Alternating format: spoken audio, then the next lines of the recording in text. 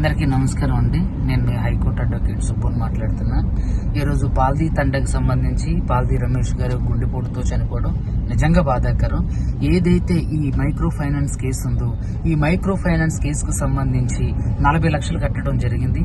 ఆ 40 లక్షలు తిరిగి కట్టే క్రమంలో అప్పుల వారి దగ్గర నుంచి తీసుకొచ్చి ఈ రమావత్ మధు అండ్ మంగ్లీ తమ్ముడు శివ వాళ్ళకి ఇవ్వడం జరిగింది.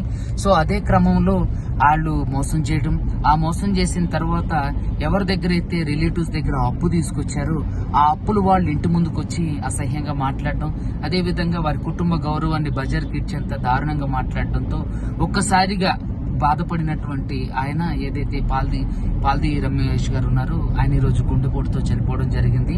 ఖచ్చితంగా దయచేసి ఎవరు కూడా అధైర్యపడొద్దు. మీకు అందరికీ అడ్వకేట్ సుబ్బు ఉండు. తప్పకుండా మేము ఇప్పుడు ఆన్ ది వే అక్కడికి వెళ్తున్నాం. ఖచ్చితంగా బాధిత కుటుంబాన్ని పరామర్శించడం కాకుండా వారికి రావాల్సినటువంటి డబ్బుల్ని ముక్కు పిండి మరి అన్నా పైసాతో సహా వసూలు చేసి ఆ కుటుంబానికి అందించడంలో ఖచ్చితంగా ముఖ్య భూమిక పోషిస్తాం. అదేవిధంగా ఏదైతే ఈ మైక్రో ఫైనాన్స్ కు సంబంధించిన ఈ స్కామ్ ని నేను బయటకు తీసుకొచ్చిన దగ్గర నుంచి అనేక రకాలైనటువంటి ఒత్తిళ్లు బెదిరింపులకు నేను గురవుతున్నప్పటికీ కూడా బాధితులకు న్యాయం చేయాలనే దృఢ సంకల్పంతో నేను ముందుకు వెళ్తున్నా. అదేవిధంగా నాతో పాటు శేఖర్ భాషా గారు కూడా ఈ విషయంలో మనకి సహకరించడం జరుగుతుంది. అదేవిధంగా ఎంతో మంది గిరిజన బిడ్డలు కూడా మనకి సహకరించడం జరుగుతుంది. తప్పకుండా మేము ఖచ్చితంగా న్యాయం చేయడానికి ప్రయత్నం చేస్తాం.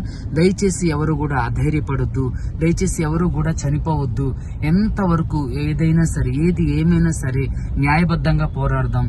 ఇందులో నిందితులైనటువంటి ప్రతి ఒక్కరిని కూడా శిక్షించేంత వరకు అడ్వకేట్ సుబ్బు పోరాడుతూనే ఉంటాడు. సో అదే విధంగా శేఖర్ భాషా గారు కూడా ఆయన యొక్క అభిప్రాయాన్ని తెలియజేస్తారు. నేను సుబ్బు గారు చేస్తున్న ఈ పోరాటంలో ఏదో ఉడతా భక్తి సాయంగా ఆయన కోసం నేను ఇవాళ రావడం జరిగింది. ఆయన చేస్తున్న పోరాటానికి నిజంగా హ్యాట్స్ ఆఫ్.